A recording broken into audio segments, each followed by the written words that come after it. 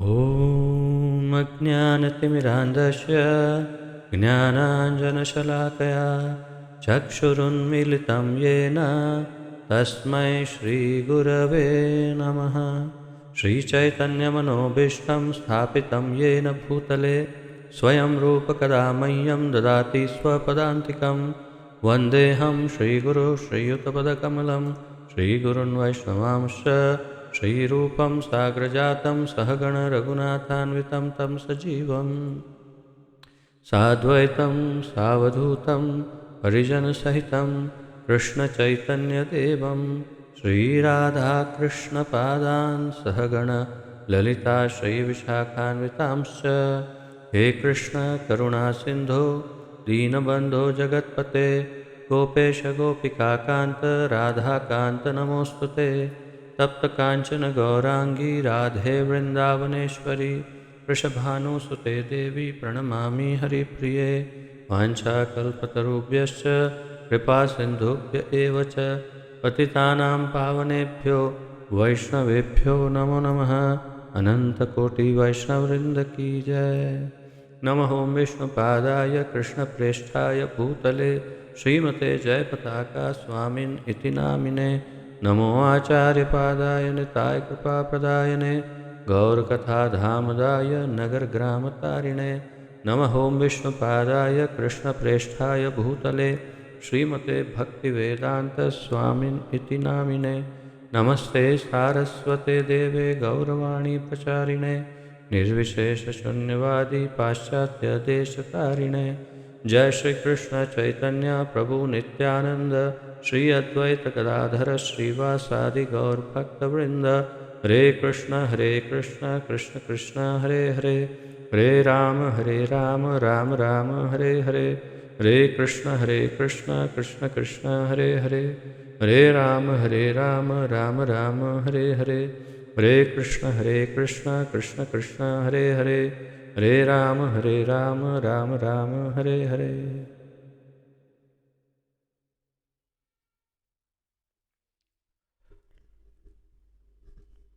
आप सबका स्वागत है इस अत्यंत महत्वपूर्ण तथा दिव्य ज्ञान यज्ञ में, जिसके अंतर्गत हम श्रीमद् भगवद गीता यथारूप का सम्मिलित अध्ययन कर रहे हैं, जिसका आलेखन हमारे इस्कॉन के संस्थापक आचार्य श्रीमद् अभय चरणारविंद भक्तिवेदांत स्वामी श्रील प्रभुपाद जी ने किया है।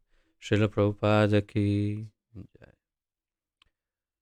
तो जैसा कि आप जानते हैं, 7वां अध्याय जिसका हम अध्ययन कर रहे हैं, 7वें अध्याय के बिल्कुल अंत पर हम हैं और अंतिम 2 श्लोक शेष हैं। तो आज उसका समापन करेंगे। उससे पूर्व संक्षिप्त पुनरावर्तन करेंगे जिसकी चर्चा हमने कल की थी, और तत्पश्चात हम 7वें अध्याय के अंतिम 2 श्लोक 29 और 30 ये दोनों ले लेंगे। समय रहेगा तो 8वां अध्याय भी प्रारंभ कर देंगे। तो आइए थोड़ा सा पुनरावर्तन करते हैं 26वें श्लोक से और फिर आगे बढ़ते हैं।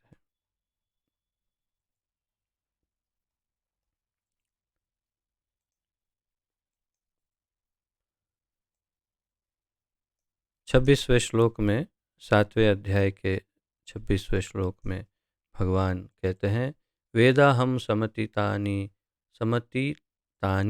वर्तमानानि चार्जुन भविष्याणि च भूतानि माम तो वेद न कश्चन।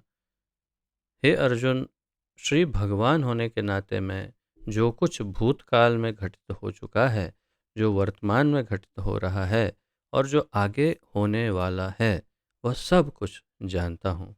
मैं समस्त जीवों को भी जानता हूँ, किंतु मुझे कोई नहीं जानता। इस प्रकार भगवान अपना सेल्फ इंट्रोडक्शन अंग्रेजी में कहते हैं कि अपना परिचय दे रहे हैं कि मैं सब कुछ जानता हूँ। भूतकाल, भविष्य और तो वर्तमान आदि सब जीवों को जानता हूँ, लेकिन मुझे कोई नहीं जानता है। तत्पश्चात 27वें श्लोक में भगवान कहते हैं, इच्छा द्वेष समुत्थेन द्वंद्व मोहेन भारत सर्वभूतानि सम्मोहम सर्गे यान्ति परंतप। हे भरतवंशी, हे शत्रु विजेता, समस्त जीव जन्म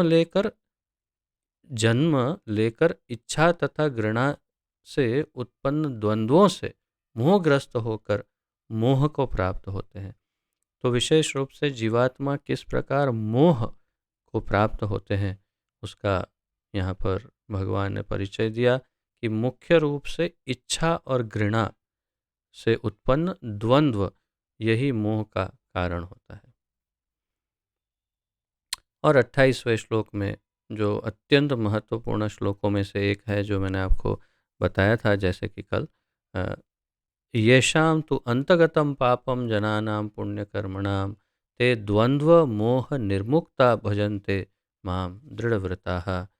अर्थात जिन मनुष्यों ने पूर्व जन्मों में तथा इस जन्म में पुण्य कर्म किए हैं और जिनके पाप कर्मों का पूर्णतः उच्छेदन हो चुका होता है, वे मोह के द्वंद्व से मुक्त हो जाते हैं और वे संकल्प पूर्वक मेरी सेवा में तत्पर हो जाते हैं।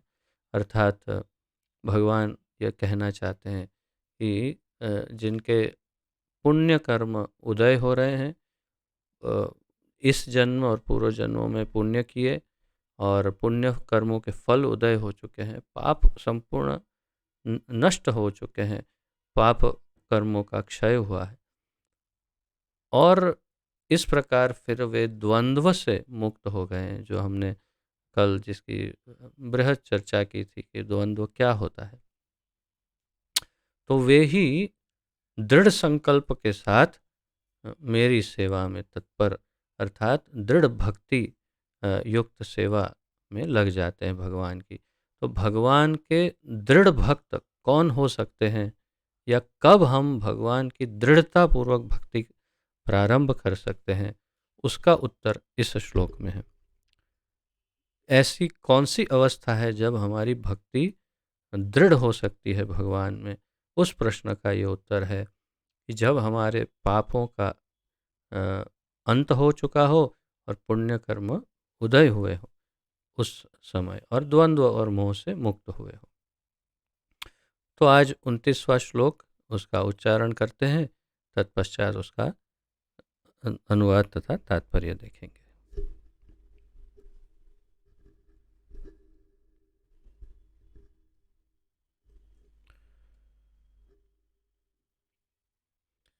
जरा मरण मोक्षाय मामाश्रित्य यतन्ति ये, जरा मरण मोक्षाय मामाश्रित्य यतन्ति ये, ते ब्रह्म तद्विदुः कृत्स्नम् अध्यात्मं कर्म चाखिलम्। जरा मरण मोक्षाय माम आश्रित्य यतन्ति ये, ते ब्रह्म तद्विदुः कृत्स्नम् अध्यात्मं कर्म चाखिलम्। शब्दार्थ, अनुवाद तथा तात्पर्य श्रील प्रभुपाद जी द्वारा।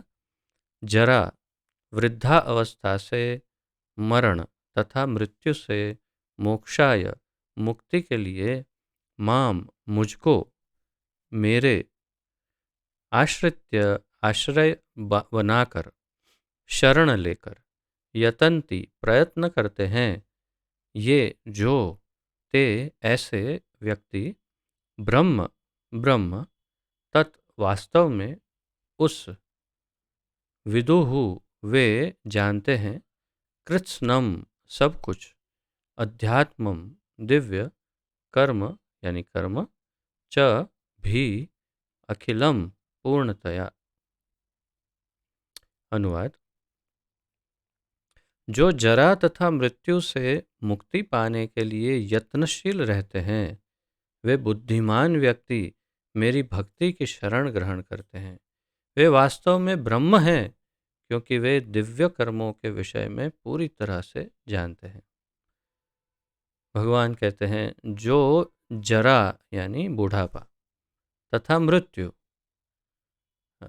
यानी मृत्यु से मुक्ति पाना चाहते हैं, या मुक्ति पाने के लिए यत्नशील रहते हैं, प्रयत्न करते हैं।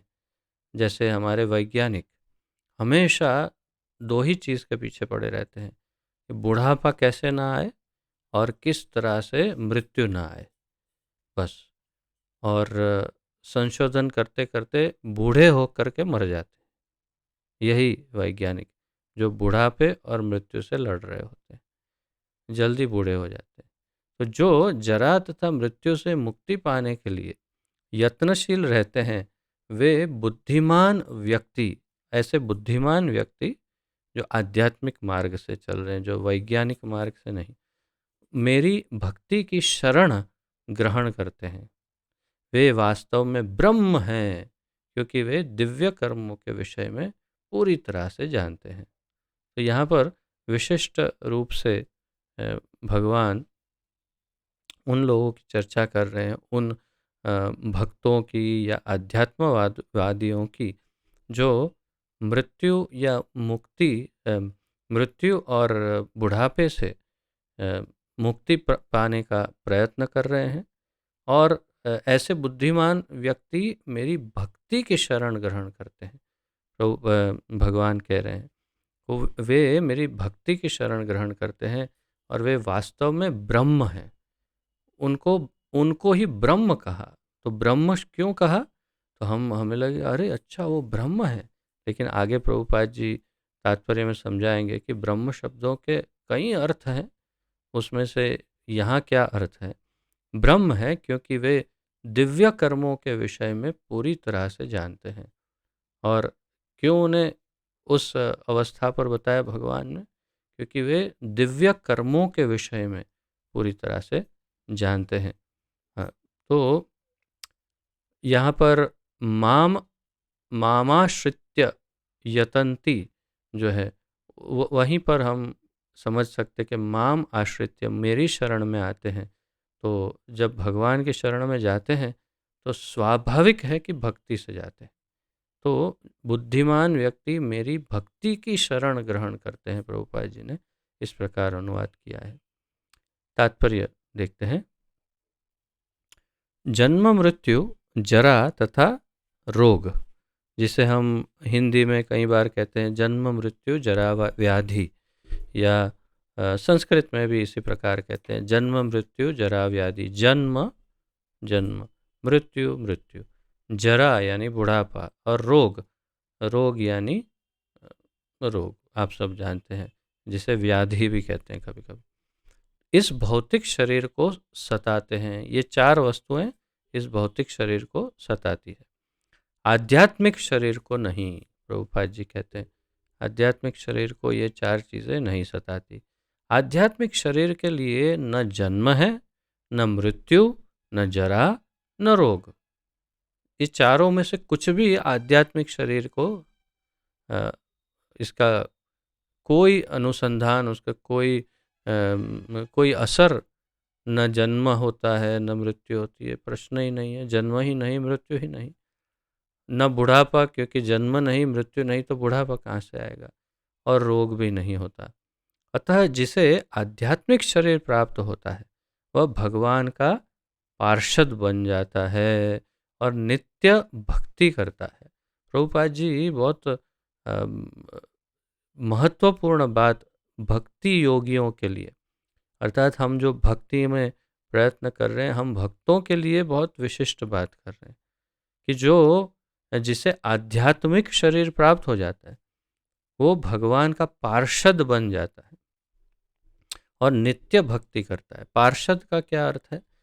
पार्षद का अर्थ है जो नित्य किसी के साथ रहे उसे पार्षद कहते हैं।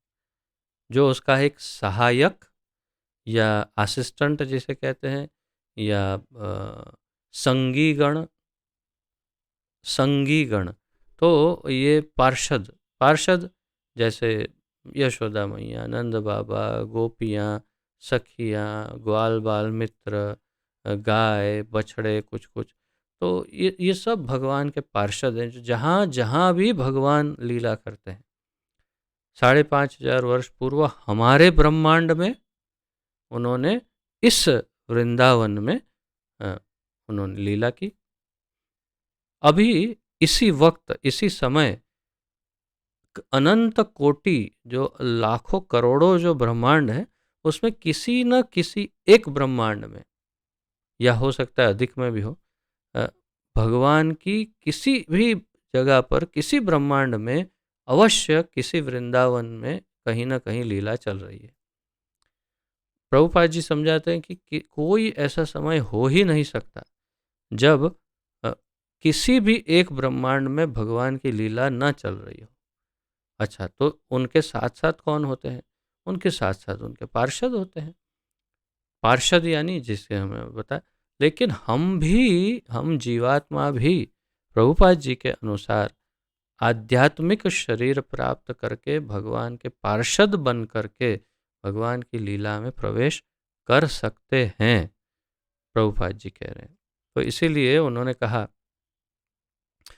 अतः जिसे आध्यात्मिक शरीर प्राप्त हो जाता है वह भगवान का पार्षद बन जाता है और नित्य भक्ति करता है। नित्य भक्ति कर, स्वाभाविक है, भगवान का जो पार्षद है वो नित्य भक्त ही रहेगा, वही मुक्त है। तो उसी को मुक्त कहा जाता है। मुक्त आत्मा कौन है? जो अम, आध्यात्मिक जगत में रहता है। आध्यात्मिक जगत में कौन रहते हैं? जो भगवान के की लीलाओं में नित्य हिस्सा लेते हैं और भगवान के पार्षद होते हैं। और उन्हीं को पार्षद कहते हैं जो भगवान की लीलाओं में हमेशा जहाँ भी भगवान जाए, जहाँ भी लीला करे, वहाँ रहते हैं। अहम ब्रह्मास्मि, ये जो अब प्रभुपाद जी, ये सूत्र है, शंकराचार्य जी ने जो ये सूत्र वेदों में से हमें बताया कि अहम ब्रह्मास्मि, उस सूत्र का अर्थ बता रहे हैं प्रभुपाद जी। क्यों बता रहे हैं? क्योंकि इसी श्लोक में भगवान कहते हैं कि वो ब्रह्म हो जाता है, या तो उसे ब्रह्म कहा। तो अहम ब्रह्मास्मि अर्थात मैं आत्मा हूँ। तो ब्रह्म शब्द के अनेक अर्थ हैं, उसमें से एक अर्थ है आत्मा। आत्मा शब्द के अनेक अर्थ हैं, हमने पहले भी देखे, आज भी आगे देखेंगे। आत्मा शब्द के कई अर्थ हैं। आत्मा शब्द का अर्थ भगवान हो सकता है, आत्मा शब्द का अर्थ परमात्मा, आत्मा, जीवात्मा या शरीर, या बहुत कुछ। तो उसी प्रकार ब्रह्म शब्द के कई अर्थ जो हैं, उसमें से एक अर्थ है आत्मा। अहम ब्रह्मास्मि अर्थात मैं वो ब्रह्म, यानी मैं आत्मा हूँ। कहा गया है कि मनुष्य को चाहिए कि वह यह समझे कि मैं ब्रह्म या आत्मा हूँ। जीवन का यह ब्रह्म बोध ही भक्ति है, प्रभुपाद जी कहते हैं। जीवन का ये ब्रह्म बोध, उसे ही भक्ति कहते हैं। जैसा कि इस श्लोक में कहा गया है, शुद्ध भक्त ब्रह्म पद पर आसीन होते हैं और वे दिव्य कार्यों के विषय में सब कुछ जानते रहते हैं। तो जैसा ये श्लोक में बताया भगवान ने कि अ, जो शुद्ध भक्त हैं वो अंततो गत्वा ब्रह्म पद के ऊपर आसीन हो जाते हैं, यानी कि ब्रह्म पद तक पहुंच जाते हैं, यानी शुद्ध आत्मा के स्तर पर होते हैं, जहाँ पर उन्हें आध्यात्मिक देह प्राप्त हो जाती है और वे दिव्य कर्मों के विषय में सब कुछ जानते रहते हैं। अर्थात वे जानते हैं कि क्या दिव्य कर्म है, ऐसे कर्म जिससे भगवान संतुष्ट हो और भगवान के लिए किए जाए, वो सब दिव्य कर्म है। तो भगवान की दिव्य सेवा में रत रहने वाले चार प्रकार के अशुद्ध भक्त हैं जो अपने अपने लक्ष्यों को प्राप्त करते हैं। तो भगवान के भक्त जो हैं उसमें शुद्ध भक्त, कल हमने प्रयास किया था आपको शुद्ध भक्त इस शब्द का अर्थ समझाने का, और अ, इसका विरोधाभासी शब्द क्या है? अशुद्ध भक्त, या तो अ, मिश्रित भक्त, काम मिश्रित या ज्ञान मिश्रित, या कुछ न कुछ अंदर कुछ मिश्रण हो, ऐसी भक्ति। ज्ञान मिश्रा भक्ति, कर्म, या क्या कहते हैं उसे, ज्ञान या सकाम कर्म या कुछ न कुछ इसके अंदर मिश्रित है, ऐसी भक्ति करने वाले भक्त। तो जिसके अंदर कुछ लोभ हो, कुछ लालच हो, कुछ इच्छाएं हों, उसे अशुद्ध भक्त कहते हैं, लेकिन है भक्त। जैसे कि देवी देवता, देवता जितने हैं, इंद्र चंद्र वरुण आदि, ये सारे भगवान के भक्त हैं सब, लेकिन उन्हें अशुद्ध भक्त कहा जा सकता है क्योंकि उनके कुछ न कुछ अपना स्वयं का, उनकी इच्छाएं या कामनाएं रहती है। तो काम मिश्रा भक्ति या ज्ञान मिश्रा भक्ति। तो भगवान की दिव्य सेवा में रत रहने वाले 4 प्रकार के अशुद्ध भक्त हैं जो अपने अपने लक्ष्यों को प्राप्त करते हैं, और भगवत कृपा से जब वे पूर्णतया कृष्ण भावना भावित हो जाते हैं, अर्थात जब वे शुद्ध भक्त बन जाते हैं, पूर्णतया कृष्ण भावना भावित होना यानी शुद्ध भक्त हो जाते हैं, तो परमेश्वर की संगति का लाभ उठाते हैं, तब वे परमेश्वर के संग का लाभ उठाते हैं।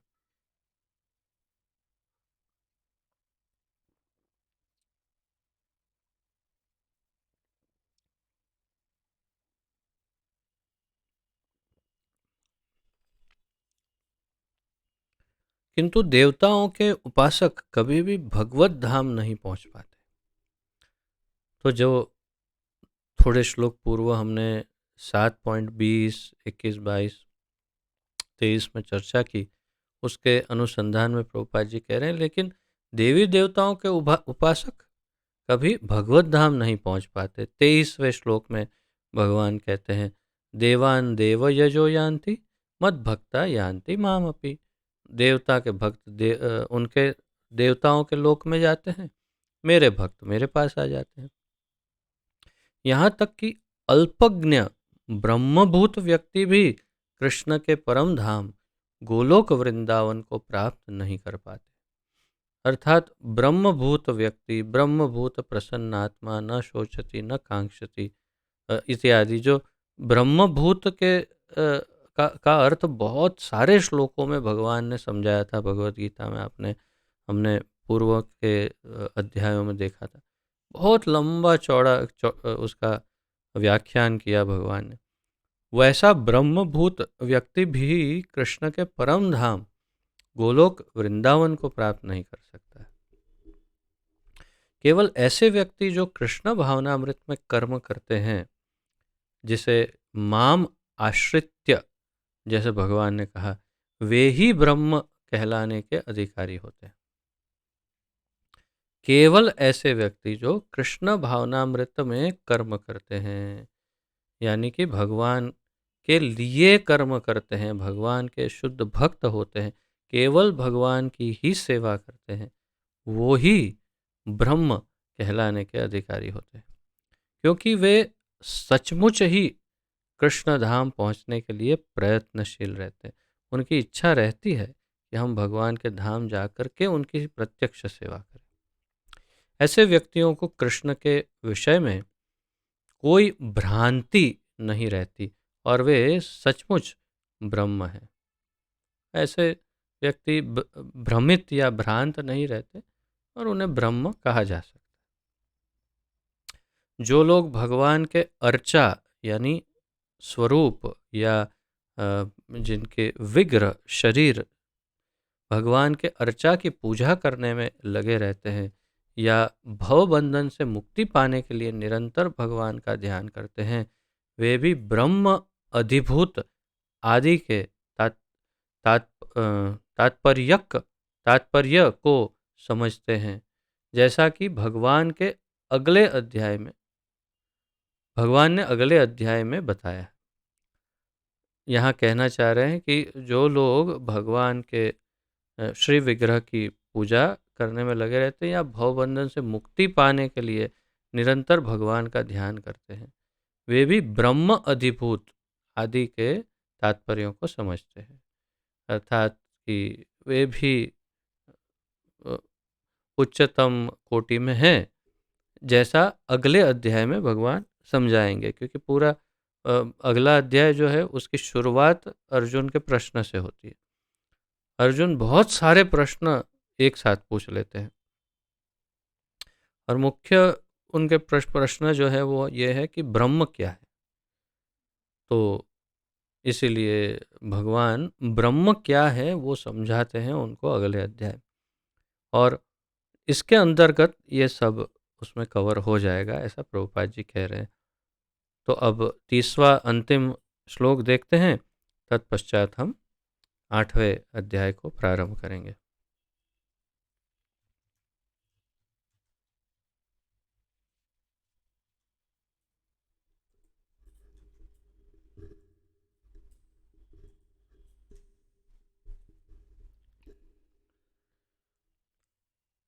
साधिभूताधिदैवं मां साधियज्ञं च ये विदुः प्रयाणकालेऽपि च मां ते विदुर्युक्तचेतसः। साधिभूताधिदैवं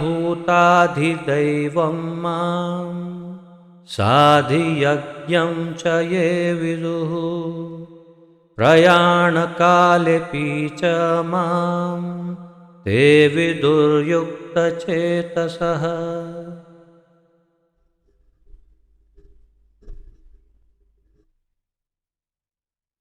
शब्दार्थ: स अधिभूत तथा भौतिक जगत को चलाने वाले सिद्धांत। स अधिभूत यानी तथा भौतिक जगत को चलाने वाले सिद्धांत या नियम। अधिदैवम समस्त देवताओं को नियंत्रित करने वाले। माम मुझको। स अधियज्ञम तथा समस्त यज्ञों को नियंत्रित करने वाले। च भी ये जो विदुः जानते हैं, प्रयाण मृत्यु के काले समय में, अपि भी च तथा माम मुझको, ते वे विदुः जानते हैं, युक्त चेतसः जिनके मन मुझ में लगे हैं या जिनके हृदय मुझ में लगे हैं। अनुवाद: जो मुझ परमेश्वर को मेरी पूर्ण चेतना में रहकर मुझे जगत का, देवताओं का तथा समस्त यज्ञ विधियों का नियामक जानते हैं, वे अपनी मृत्यु के समय भी मुझ भगवान को जान और समझ सकते हैं। जो मुझ परमेश्वर को मेरी पूर्ण चेतना में रहकर मुझे जगत का, तो भगवान को उनकी चेतना में रहकर यानी कृष्ण भावना में रहकर यानी भक्तिपूर्ण भाव में रहकर जो जगत का, देवताओं का तथा समस्त यज्ञ विधियों का नियामक जानते हैं। तो इस पूरे जगत अर्थात सिर्फ पृथ्वी नहीं, ब्रह्मांड नहीं, सारे ब्रह्मांड जो है उसे जगत कहा जा सकता है। जगत शब्द के भी कई अर्थ है, जैसे पृथ्वी और पूरा ब्रह्मांड या सारी सृष्टि को जगत कहा जा सकता है। तो इस जगत का, देवताओं का तथा समस्त यज्ञ विधियों का नियामक जानते हैं। वे अपनी मृत्यु के समय भी मुझ भगवान को जान और समझ सकते हैं। अर्थात कि जब प्रयाण काले, भगवान ने कहा इस श्लोक में, यदि आप देखें विशिष्ट शब्द है, प्रयाण कालेपि च माम ते विदुः। अर्थात अंत काल में जब प्रयाण कर रहे हो, अर्थात जा रहे हो, शरीर को छोड़ करके जब जा रहे हो, तो उस समय भी माम ते विदुः मुझे जान सकते हैं वो, या जानते हैं, या फिर यूँ कहिए कि उस समय भी उन्हें मेरा स्मरण रहता है। तो भगवान को याद करते हैं, और जो भगवान को याद करके शरीर छोड़ते हैं, अगले अध्याय में हम पढ़ेंगे, वो भगवान के ही धाम जाते हैं। तात्पर्य: कृष्ण भावनामृत में कर्म करने वाले मनुष्य कभी कभी भगवान को पूर्णतया समझने के पथ से विचलित कभी भी भगवान को पूर्णतया समझने के पथ से विचलित नहीं होते। कृष्ण भावनामृत में कर्म करने वाले मनुष्य कभी भी भगवान को पूरी तरह समझने के रास्ते से भटकते नहीं हैं।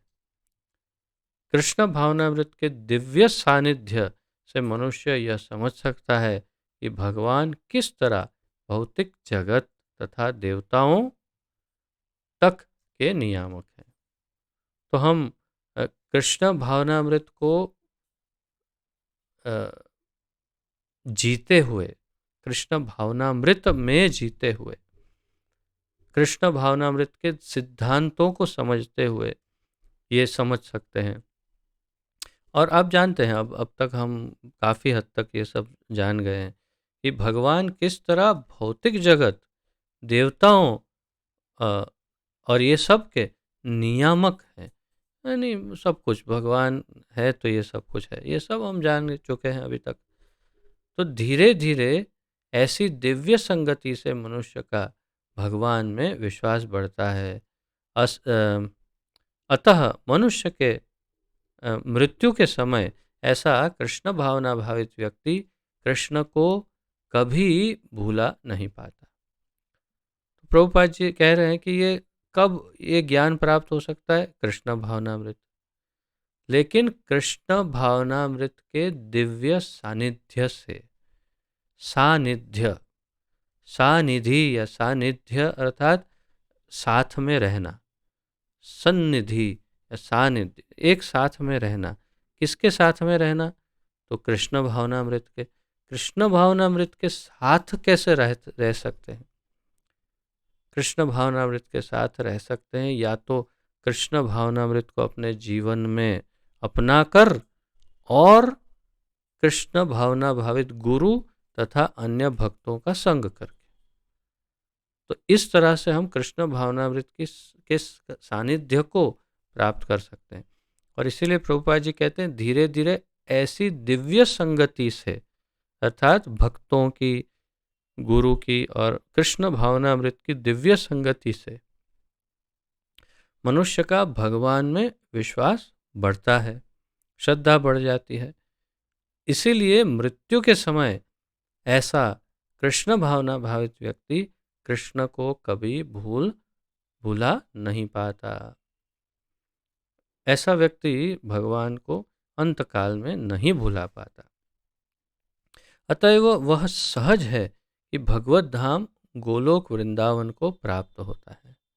अतएव ये क्या सहज है, यानी बिल्कुल स्पष्ट है, एकदम सामान्य बुद्धि से समझ सकते हैं ऐसी बात है कि अतएव वह सहज ही भगवत धाम, सहज ही सरलता से भगवत धाम गोलोक वृंदावन को प्राप्त कर लेता है। वह बड़ी सरलता से भगवत धाम को वो प्राप्त कर लेता है। कौन?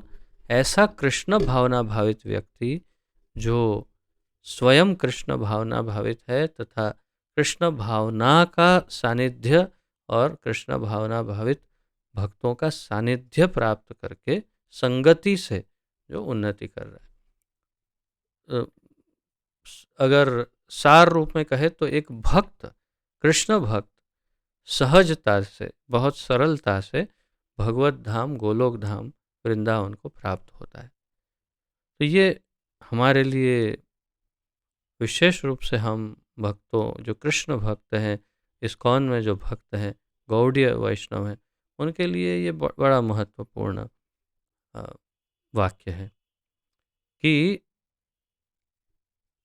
ऐसे हमारे अर्थात हमारे जैसे कहने का मतलब है कि हम जिस रास्ते पर चल रहे हैं, ऐसे भक्तों के लिए गोलोक धाम की प्राप्ति बहुत सरल है। अन्यथा कल्पना नहीं की जा सकती कितना कितना कठिन हो सकता है। कठिन क्या, गोलोक धाम शब्द सुनने के लिए भी करोड़ों कोटि जन्म लग जाते होंगे, करोड़ों जन्म, तब जाकर के गोलोक धाम ये शब्द सुनना नसीब हो सकता है शायद, तो फिर प्राप्त करना तो कहाँ की बात है। लेकिन जो कृष्ण भावना भावित भक्त हैं, उसके लिए सरल होता है गोलोक धाम प्राप्त करना। ऐसा हमारे आचार्य कह रहे हैं, प्रभुपाद जी कह रहे हैं। तो इसमें कभी कोई तर्क वितर्क किया जा सकता है कि क्या गोलोक धाम की प्राप्ति हो सकती है, इसी जन्म में हो सकती है, ये है वो है। लेकिन हमें हमारे आचार्यों के शब्दों पर संपूर्ण श्रद्धा तथा विश्वास होना चाहिए।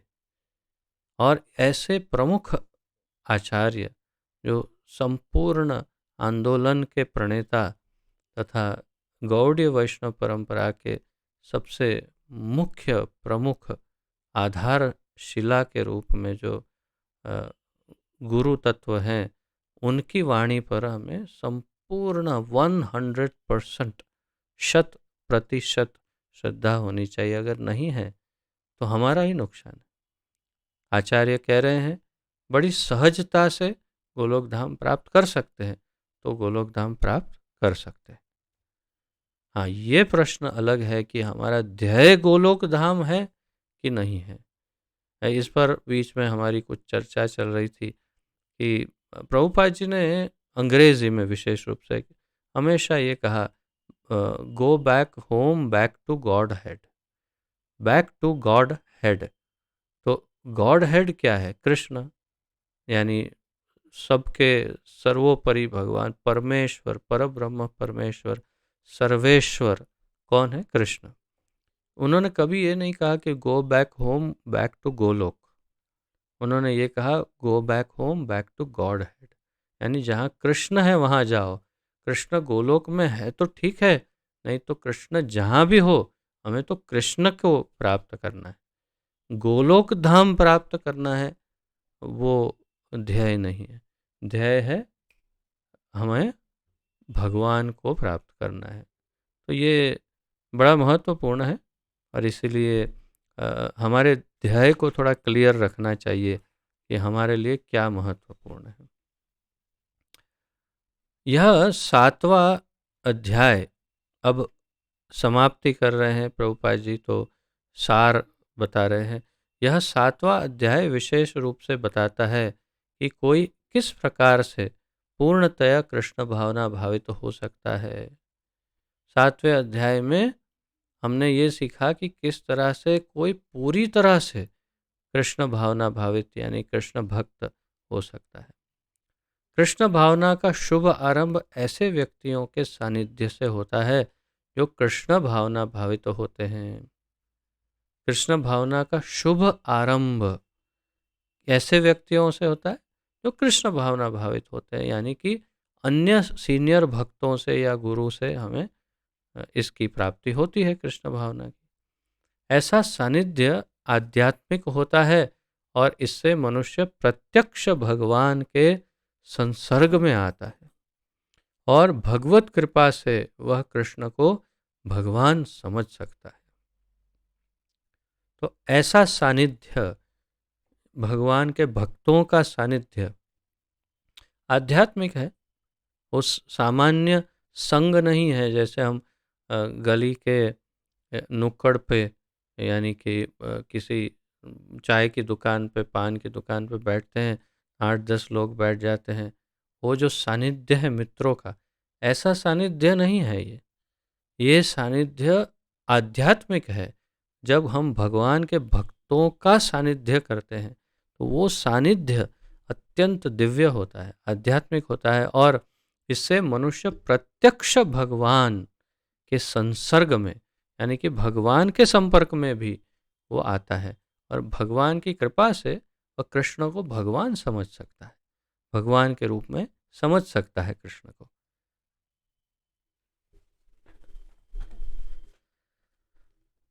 साथ ही वह जीव के वास्तविक स्वरूप को समझ सकता है और यह समझ सकता है कि किस प्रकार जीव कृष्ण को भुलाकर भौतिक कार्यों में उलझ जाता है। तो आप देखिए, सार रूप में देखिए, पूरे 7वें अध्याय का सार देखिए। और इस प्रकार वो भगवान को तो समझ सकता है, लेकिन अपने स्वरूप को भी समझ सकता है कि मैं कौन हूँ, जीवात्मा लेकिन भगवान का नित्य दास। और कैसे भगवान को भूल गया मैं, और कैसे इस माया के चंगुल में फंस कर के यहाँ पर मैं उलझ गया भौतिक जीवन के कार्यों में। ये सब कुछ वो तब समझता है जब भगवान के भक्तों के संग में आता है। सत्संगति में रहने से, कृष्ण भावना के क्रमिक विकास से जीव यह समझ सकता है कि किस प्रकार कृष्ण को भूलने से वह प्रकृति के नियमों द्वारा बद्ध हुआ है। और इसी सत्संगति यानी कि भगवान के भक्तों के संग से कृष्ण भावना में धीरे धीरे विकास करता है, और ये भी समझ जाता है कि कैसे मैं ये प्रकृति के नियमों से बंध गया हूँ। वह यह भी समझ सकता है कि यह मनुष्य जीवन कृष्ण भावनामृत को पुनः प्राप्त करने के लिए मिला है। यही सबसे महत्वपूर्ण बात है, समझने योग्य। जैसा चैतन्य महाप्रभु कहते हैं, कृष्ण प्रेम नित्य सिद्ध, कृष्ण प्रेम साध्य कबू नाय। तो कृष्ण भक्ति या कृष्ण प्रेम नित्य सिद्ध है, साध्य नहीं है। अर्थात पहले था ही हमारे अंदर, या है ही, लेकिन सो चुका है, या उसे आच्छादित कर दिया, ढक गया। इसीलिए प्रभुपाद जी ने ये कहा, मनुष्य जीवन कृष्ण भावनामृत को पुनः प्राप्त करने के लिए, पुनः अर्थात वापस, दूसरी बार प्राप्त कर, जो एक बार चला गया था हमारे पास, फिर चला गया, फिर वापस उसे पुनः, अर्थात जो मेरा था वो वापस मेरे पास आया, तो पुनः प्राप्त करने के लिए मिला है। अतः इसका सदुपयोग परमेश्वर की अहैतुकी कृपा प्राप्त करने के लिए करना चाहिए। इसीलिए इसका सदुपयोग भगवान की अहेतुकी कृपा, जिसका कोई कारण नहीं, भगवान ऐसे ही बिना कारण ही कृपा करते हैं। वो कारण को प्राप्त, उस कृपा को प्राप्त करने के लिए हमें इस मनुष्य जीवन का उपयोग करना चाहिए। ऐसा हमें कृष्ण भक्तों की संगति में ये ज्ञान भी मिलता है। इस अध्याय में जिन अनेक विषयों की विवेचना की गई है, वे हैं, अब क्या क्या चर्चाएं हुई थी, वो दुख यानी दुख में पड़े हुए मनुष्य, जिज्ञासु मानव, अभावग्रस्त मानव, ब्रह्म ज्ञान, परमात्म ज्ञान, जन्म, मृत्यु तथा रोग से मुक्ति एवं परमेश्वर की पूजा। किंतु जो व्यक्ति वास्तव में कृष्ण भावनामृत को प्राप्त है, वह विभिन्न विधियों की परवाह नहीं करता। वह सीधे कृष्ण भावनामृत के कार्यों में प्रवृत्त होता है और उसी से भगवान कृष्ण के नित्य दास के रूप में अपनी स्वाभाविक स्थिति को प्राप्त करता है। ऐसी अवस्था में वह शुद्ध भक्ति में परमेश्वर के श्रवण तथा गुणगान में आनंद पाता है। तो शुद्ध भक्ति की अवस्था में श्रवण और गुणगान में, भगवान के गुणगान और श्रवण में आनंद प्राप्त करता है। उसे पूर्ण विश्वास रहता है कि ऐसा करने से उसके सारे उद्देश्यों की पूर्ति होगी। ऐसी दृढ़ श्रद्धा दृढ़ व्रत कहलाती है। दृढ़ व्रता भजन्ते माम दृढ़ व्रता, तो दृढ़ व्रत, तो ऐसी दृढ़ श्रद्धा दृढ़ व्रत कहलाती है। और यह भक्ति योग या दिव्य प्रेमा भक्ति की शुरुआत होती है। समस्त शास्त्रों का भी यही मत है। भगवत गीता का यह 7वां अध्याय इसी निश्चय का सारांश है। इसी निश्चय का सारांश भगवत गीता का ये 7वां अध्याय। कौन से निश्चय का सारांश? दृढ़ व्रत। दृढ़ व्रत, यह भक्ति योग या दिव्य प्रेम भक्ति की शुरुआत, दृढ़ व्रत जो है, उस निश्चय का सारांश जो है वो है 7वां अध्याय, और सभी शास्त्रों का भी यही मत है। इस प्रकार श्रीमद् भगवद गीता के 7वें अध्याय भगवद ज्ञान का भक्ति वेदांत तात्पर्य पूर्ण हुआ। इति सप्तमोऽध्यायः। 7वां अध्याय समाप्त हुआ। अब 8वें अध्याय की शुरुआत करते हैं। आप 7वें अध्याय का एक बार फिर पुनरावर्तन करें। बहुत जल्दी ही हमारा अभी आईडीसी वगैरह चल रहा है, सब काफ़ी भक्तों का, इसीलिए लगभग 40 भक्तों का, इसीलिए हम परीक्षाएं नहीं ले रहे हैं। जैसे ही आईडीसी समाप्त होगा तुरंत भगवत गीता की परीक्षा पुनः स्टार्ट करेंगे, और तब फिर आप लोगों को बड़ा ठीक से अध्ययन करते हुए ये सब ध्यान में रखना होगा। फिर भी एक बार रिवीजन करिए, पुनरावर्तन करिए। अब 8वें अध्याय का प्रारंभ करते हैं। 8वें अध्याय का शीर्षक है भगवद प्राप्ति। भगवत प्राप्ति, भगवान की प्राप्ति, ये है शीर्षक 8वें अध्याय का। और इसकी शुरुआत अर्जुन के डायलॉग से होती है, अर्जुन के प्रश्न से होती है।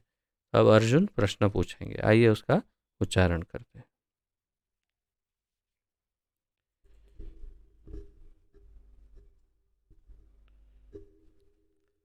अर्जुन उवाच किं तद्ब्रह्म किमध्यात्मम् किं कर्म पुरुषोत्तम अधिभूतं च किं प्रोक्तम् अधिदैवं किमुच्यते।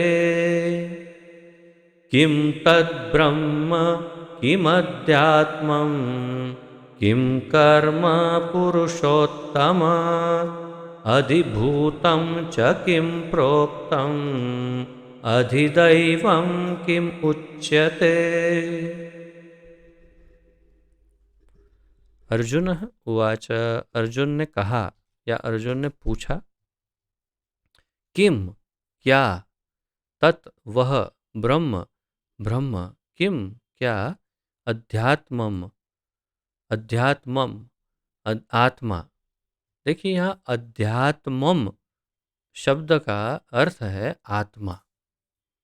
किम क्या, कर्म सकाम कर्म, पुरुष उत्तम हे पुरुष परम पुरुष, अधिभूतम भौतिक जगत, च तथा, किम क्या, प्रोक्तम कहलाता है, अधिदैवम देवतागण, किम क्या, उच्यते कहलाता है।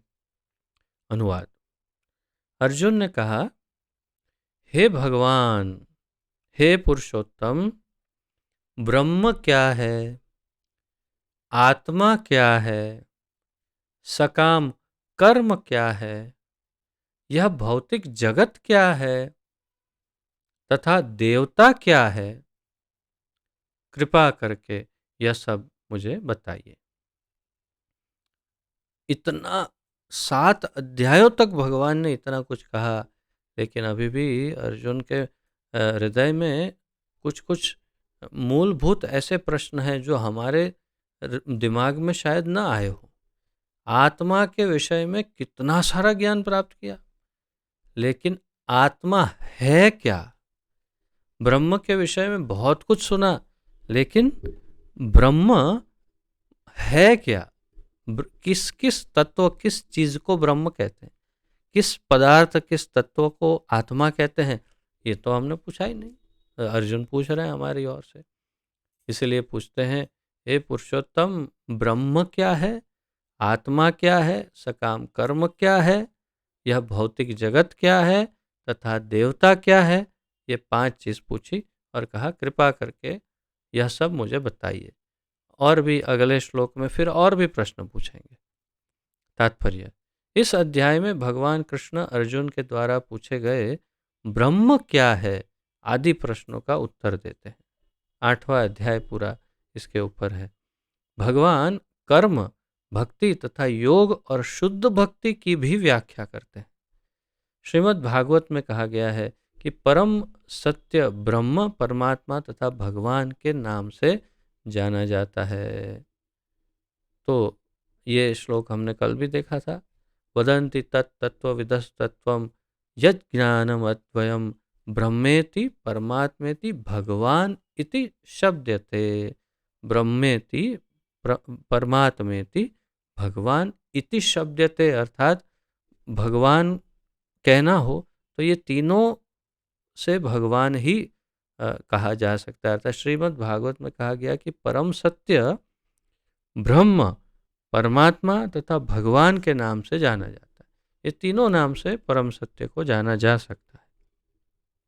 साथ ही जीवात्मा या जीव को ब्रह्म भी कहते हैं, तो जीवात्मा को भी ब्रह्म कहते हैं। अर्जुन आत्मा के विषय में भी पूछता है, जिससे शरीर, आत्मा तथा मन का बोध होता है। तो आत्मा शब्द के भी कितने सारे अर्थ है, उससे शरीर या आत्मा ही स्वयं, या मन, उसे मन को भी आत्मा कह सकते हैं। वैदिक कोश निरुक्त यानी कि शब्द कोश जिसे कहते हैं, डिक्शनरी, संस्कृत डिक्शनरी वैदिक कोश जिसका नाम है निरुक्त, के अनुसार आत्मा का अर्थ मन, आत्मा, शरीर तथा इंद्रियां भी होता है।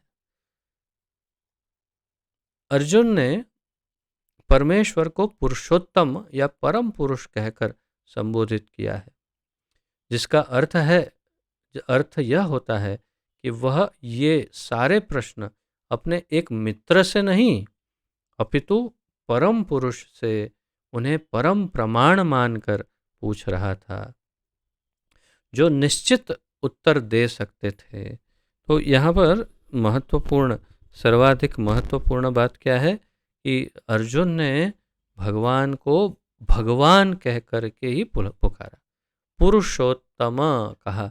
पुरुषोत्तम किसी को ऐसे ही नहीं कहा जाता है, पुरुषोत्तम सिर्फ भगवान को कहा जा सकता है। और इसलिए अर्जुन ने ये जानते हुए कि वो भगवान से बात कर रहा है, मित्र से नहीं, उसने पुरुषोत्तम कहकर पुकारा भगवान। ऐसा प्रभुपाद जी का अभिप्राय है। अब दूसरा श्लोक देखते हैं, जिसमें बाकी के प्रश्न अर्जुन पूछेंगे और फिर हम उसका तात्पर्य देखते हैं।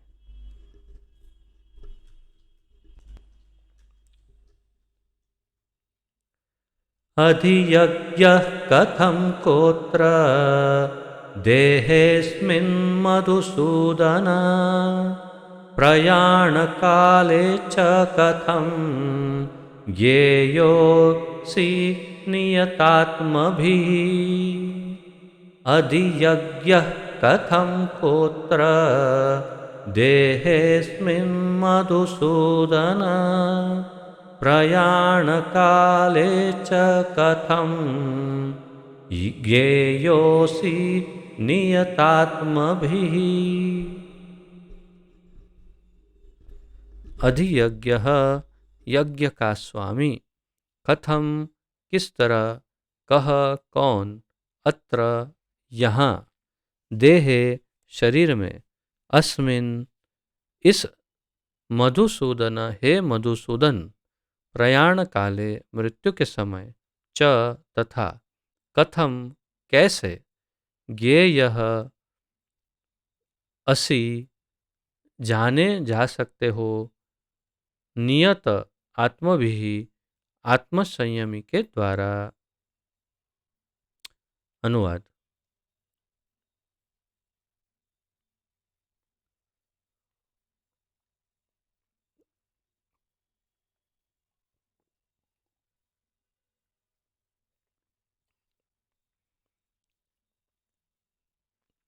हे मधुसूदन, यज्ञ का स्वामी कौन है और वह शरीर में कैसे रहता है, और मृत्यु के समय भक्ति में लगे रहने वाले आपको कैसे जान पाते हैं।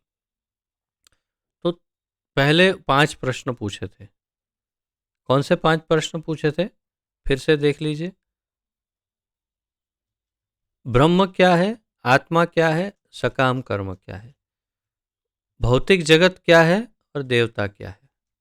और अब पूछ रहे हैं यज्ञ का स्वामी कौन है और वह शरीर में कैसे रहता है।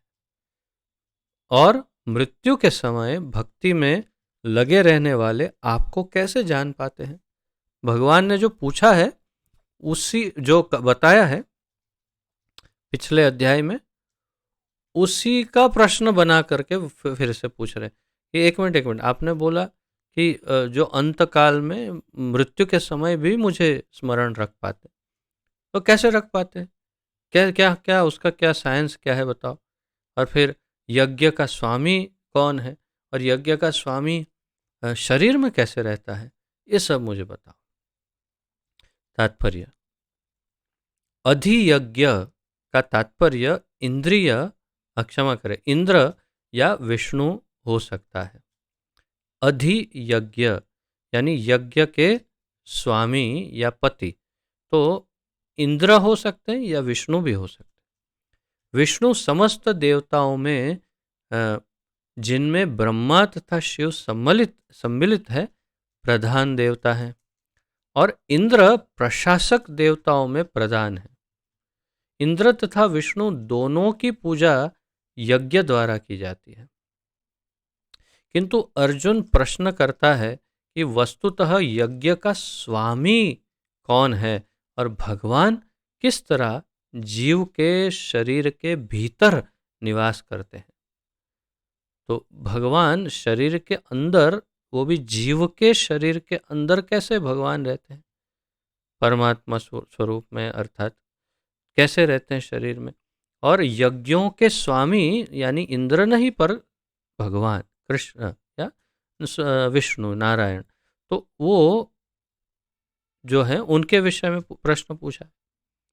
अर्जुन ने भगवान को मधुसूदन कहकर संबोधित किया है, क्योंकि कृष्ण ने एक बार मधु नामक असुर का वध किया था।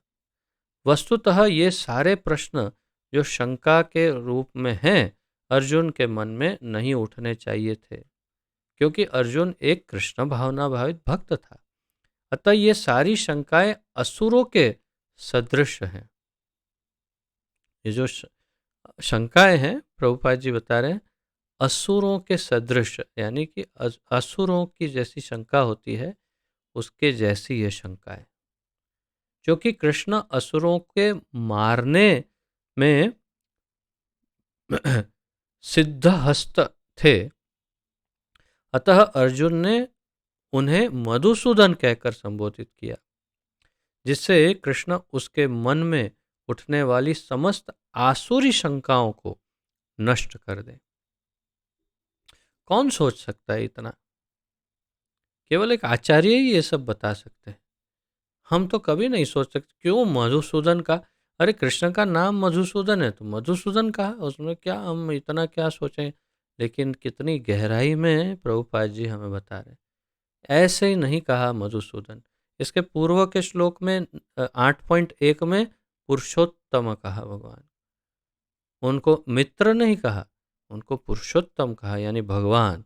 और इस श्लोक में मधुसूदन कहा कि मधु नाम के राक्षस के हंता, तो तुम मेरे भी शंका रूपी, मेरी सारी जो आसुरी शंकाएं हैं, उसका भी तुम नाश करो, जैसे मधु का नाश किया। ऐसा अर्जुन का भाव है, ऐसा हमारे आचार्य हमें बता रहे हैं। इस श्लोक का प्रयाण काले शब्द भी अत्यंत महत्वपूर्ण है। हमने यही शब्द 30वें श्लोक में देखा, 7वें अध्याय, प्रयाण काले। और यहाँ भी प्रयाण काले, यानी प्रयाण अर्थात जाना, कहाँ? अंत में, अंतिम जो ट्रैवल होता है, अंतिम जर्नी, उसे प्रयाण काले कहते हैं। तो इस श्लोक का प्रयाण काले शब्द भी अत्यंत महत्वपूर्ण है, क्योंकि अपने जीवन में हम जो भी करते हैं उसकी परीक्षा मृत्यु के समय होनी है। अब यही हम कितने सीरियसली इस बात को सोचते हैं, सुनते हैं और समझते हैं, या सुनते हैं, सोचते हैं और फिर समझते हैं, यही महत्वपूर्ण है। पहले तो सुनो ध्यानपूर्वक कि हाँ, अपने जीवन में हम जो भी करते हैं उसकी परीक्षा मृत्यु के समय होनी है। हम जो भी जीवन में करते हैं उसकी परीक्षा अंतिम समय में होती है, मृत्यु के समय। और सबसे बड़ी विडंबना ये है कि छोटे से छोटा बच्चा से लेके बूढ़े से बूढ़े व्यक्ति में किसी की भी गारंटी नहीं है कि पहले कौन जाएगा। इसलिए हम जितने भी हैं, अभी जो सुन रहे हैं या भविष्य में सुनेंगे, ये सभी में किसी का भी अंत समय, एक्सपायरी डेट हमें पता नहीं है। और ये मान के ही चलना चाहिए बुद्धिमान व्यक्ति को कि मेरा अंत समय किसी भी समय आ सकता है। हो सकता है अगला क्षण अंतिम हो, तो इस समय मुझे क्या करना है। और या तो फिर यूं समझ लो कि चलो एक आध सप्ताह के बाद मृत्यु हो, तो मुझे ये एक सप्ताह में ऐसा क्या करना चाहिए कि जब मेरी मृत्यु आए तब मुझे भगवान की याद आए। इसलिए प्रभुपाद जी कहते हैं, अपने जीवन में हम जो भी करते हैं उसकी परीक्षा मृत्यु के समय होनी है। उस समय जो याद आया वही हमने वास्तव में जीवन में किया। तो इस श्लोक का प्रयाण काले शब्द इसलिए महत्वपूर्ण बता रहे हैं प्रभुपाद जी। अर्जुन उन लोगों के विषय में जो निरंतर कृष्ण भावना मृत में लगे रहते हैं, यह जानने के लिए अत्यंत इच्छुक है कि अंत समय उनकी क्या दशा होगी। मृत्यु के समय शरीर के सारे कार्य रुक जाते हैं और मन सही दशा में नहीं रहता। मृत्यु कई प्रकार से आती है, परंतु सामान्य रूप से जब मृत्यु सहज रूप से आ रही है, तब मृत्यु के समय जैसे प्रभुपाद जी यहाँ बता रहे हैं, शरीर के सारे कार्य रुक जाते हैं और मन सही दशा में नहीं रहता। मन कैसी दशा में रहता है उसका अनुभव हमने करोड़ों बार किया है, लेकिन अभी याद नहीं है। हम सब जितने हम सब हैं, हम सब हजारों लाखों बार मरे हैं और सब बार हमारी मन की दशा, जो शरीर की दशा जब, लेकिन हमें अब याद नहीं। और यही तो प्रॉब्लम है कि अब याद नहीं, इसलिए हम सोचते कि हम मरने वाले नहीं, या तो मरते समय क्या होता है उसका अनुभव नहीं। तो इसलिए प्रभुपाद जी हमें बता रहे हैं कि मन की दशा सही नहीं रहती। इस प्रकार शारीरिक स्थिति बिगड़ जाने से हो सकता है कि मनुष्य परमेश्वर का स्मरण न कर सके। हो भी सकता है कि मनुष्य भगवान का स्मरण न कर पाए। परम भक्त महाराज कुलशेखर प्रार्थना करते हैं, हे भगवान, इस समय मैं पूर्ण स्वस्थ हूँ। अच्छा हो कि मेरी मृत्यु इसी समय हो जाए, जिससे मेरा मन रूपी हंस आपके चरण कमलों रूपी नाल के भीतर प्रविष्ट हो सके। तो ये सबसे पहले तो मैं भी थोड़ा सा ये सोच में पड़ गया कि कुलशेखर का, महाराज कुलशेखर जो है, इसका उनका दूसरी बार मेरे ख्याल से भगवत गीता में जहाँ तक मेरा स्मरण है उल्लेख हुआ है, और या फिर कहीं किसी और प्रभुपाद जी के ग्रंथों में। वैसे तो प्रभुपाद जी ने कई बार, अनेकों बार, अर्थात कम से कम 10-15 बार उन्होंने कुलशेखर, महाराज कुलशेखर का नाम लिया है। तो ये कौन है, मैं थोड़ा दुविधा में था। फिर मैंने जरा संशोधन किया तो पता चला कि दक्षिण भारत में जैसे हम 12 महाजन कहते हैं कि भगवान के सर्वश्रेष्ठ भक्त, तो लगभग यूँ समझिए कि 1000 वर्ष पूर्व की बात हो सकती है कि जब 5वीं शताब्दी से 10वीं शताब्दी तक के बीच में ऐसा इंटरनेट पर ये सब जो मुझे जानकारी मिली, उस समय में 5वीं से 10वीं शताब्दी के बीच में 12 ऐसे वैष्णव दक्षिण भारत में हुए जो बहुत ही उत्तम कवि थे और ख़ास करके दक्षिण भारत में भी 4 मुख्य भाषाएँ हैं। उसमें से तमिल भाषा में उन्होंने भगवान विष्णु के स्तुति के रूप में कविताएँ बहुत लिखी है, बहुत सारी कविताएँ लिखी हैं। उनको आल्वार आल्वार उनका एक विशिष्ट उच्चारण होता है जो हम जानते भी नहीं, क्योंकि तमिल भाषा हमारी मातृभाषा नहीं, तो उसे आल्वार ऐसे कहते हैं। वो आल्वार कहे जाते हैं और ये 12 होते हैं, 12 हैं अल्वार। और उनमें से एक है ये महाराज कुलशेखर, जो दक्षिण भारत में हुए महाराजा, तथा उन्होंने भी नारायण या विष्णु की या भगवान की स्तुतियाँ लिखी है। इन 12 में से एक, ये सब एक्स्ट्रा जानकारी आपको दे रहा हूँ जो ज़रूरी है, थोड़ी माहिती हमें मिलनी चाहिए। हर एक वैष्णवों की जानकारी थोड़ी-थोड़ी मिले तो बहुत उपयुक्त रहता है, उससे हमारा उत्साह भी बढ़ता है। उन 12 में से केवल एक ही माता है और उनका नाम है आंडाल। तो वो एक आंडाल एक ही माता है, बाकी सब पुरुष हैं। और ये 12 साउथ इंडिया दक्षिण भारत के महाकवि और महावैष्णव माने जाते हैं। तो इसमें से एक ये महाराज कुलशेखर है। अभी के लिए इतना ही पर्याप्त है ज्ञान।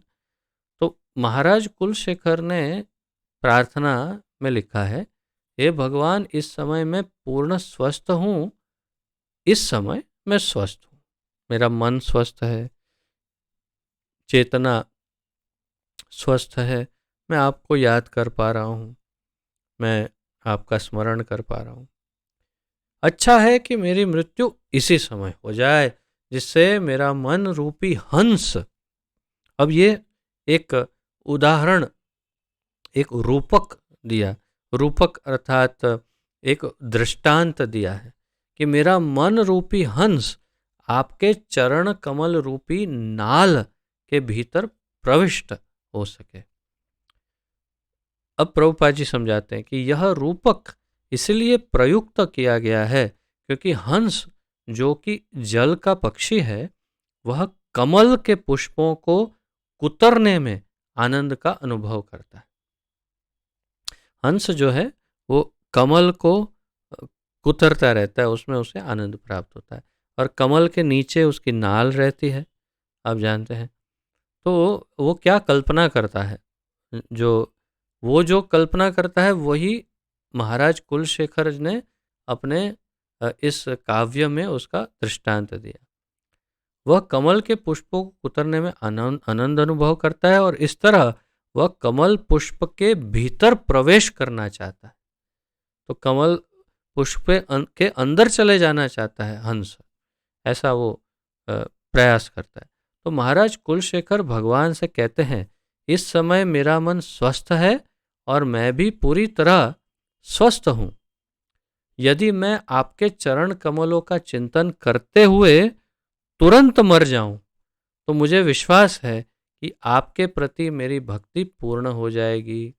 किंतु मुझे अपनी सहज मृत्यु की प्रतीक्षा करनी पड़े तो मैं नहीं जानता कि क्या होगा, क्योंकि उस समय मेरा शरीर कार्य करना बंद कर देगा, मेरा गला रूंध जाएगा और मुझे पता नहीं कि मैं आपके नाम का जप कर पाऊंगा या नहीं। अच्छा यही होगा कि मुझे तुरंत मर जाने दे। ये महाराज कुलशेखर इस प्रकार याचना कर रहे हैं भगवान से, क्योंकि वे चाहते हैं कि भगवान के धाम में चले जाएं, इनको लोक में प्रविष्ट कर जाएं। तो अभी स्वस्थ है तो उनका चिंतन होगा तो भगवान का धाम प्राप्त हो जाएगा। अभी 2-3 श्लोक के बाद हम देखेंगे, अंत काले च माम एव स्मरन् मुक्त्वा कलेवरम। तो अंत काल में भगवान का स्मरण करके भगवान को प्राप्त किया जा सकता है। लेकिन अगर नहीं, कहीं याद नहीं आए तो क्या करेंगे? क्षमा करें उसी डर से कि अंत काल में भगवान यदि याद नहीं आए तो क्या करे, उस डर से आप सोचिए कि उससे इतने भयभीत हैं कि अगर याद नहीं आए और मुझे कोई और जन्म लेना पड़ा या कुछ और याद आ गया तो, या मेरी चेतना बिगड़ गई तो, या भगवान को मैं याद नहीं आया तो, या कुछ और, तो ऐसा चांस क्यों लेना, उससे अच्छा है अभी क्यों नहीं मर जाते। तो वो अपने शरीर को भी त्याग करने के लिए तैयार है ताकि वो भगवान को प्राप्त कर सके। अर्जुन प्रश्न करता है कि ऐसे समय मनुष्य किस तरह कृष्ण के चरण कमलों में अपने मन को स्थिर कर सकता है। इस प्रकार अर्जुन का ये प्रश्न है। हमने 8 विविध प्रकार के प्रश्न देखे अर्जुन के, और भगवान अब अगले श्लोक से, यानी तीसरे श्लोक से उसका उत्तर देना प्रारंभ करेंगे, जिसकी चर्चा हम कल करेंगे।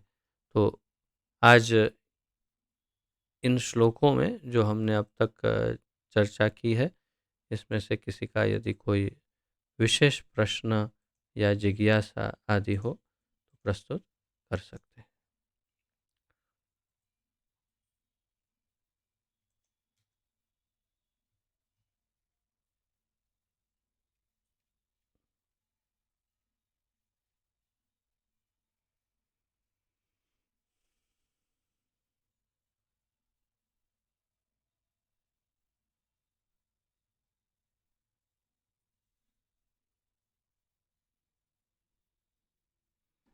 ठीक है, तो विराम लेते हैं। पतित पावन जगत गुरु श्रील प्रभुपाद की जय। पतित पावन गुरुदेव की जय। निताय गौर प्रेमानंदे। हरि हरि बोल। आप सबका बहुत बहुत धन्यवाद, और आप सबके चरणों में दंडवत प्रणाम। हरे कृष्ण।